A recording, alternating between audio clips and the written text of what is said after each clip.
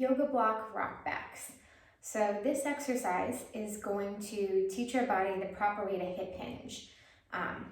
Hip hinging is something we do every day. So for example, when you go to pick something up off the ground, all right, we kind of shift back on our hips, we grab something from the ground, and we come back, okay? So this is something I want you to think about on a daily basis of getting into more of this position to pick stuff up versus bending from your back or kind of crouching down.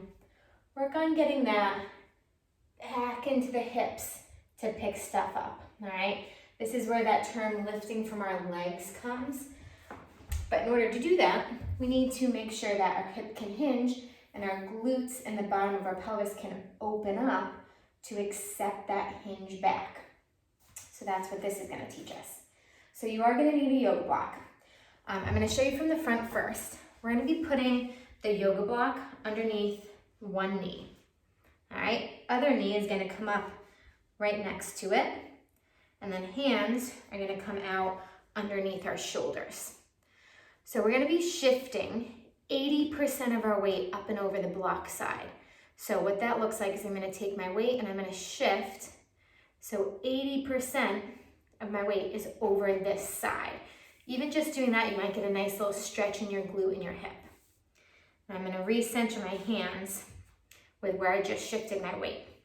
Okay, so from the side, block is going to go underneath the knee, other knee next to it, hands under the shoulders, shift 80% of my weight over that block side, and then recenter the hands.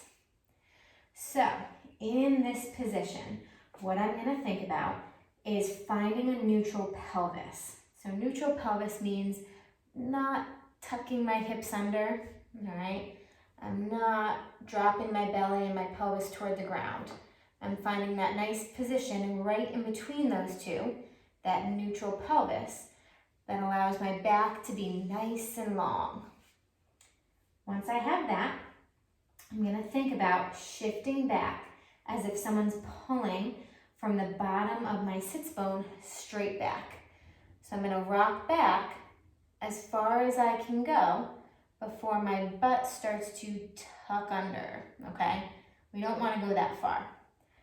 So pelvis reaches back. You'll probably feel the bottom of that pelvis opening up, all right? And then I'm gonna rock forward. In terms of breathing, I want you to think about taking a big inhale and relaxing the pelvic floor as you rock back, and then a good exhale and lifting the pelvic floor a little bit as I rock forward. So inhale, relax the pelvic floor on the rock back. Exhale, a little lift to the pelvic floor on the rock forward. So this can be helpful to do in front of a mirror, or just like this, videotape it. Just take a look, make sure you're not tucking your pelvis. It can be a little bit difficult to feel, all right? At least for the first couple rounds until you get used to the exercise.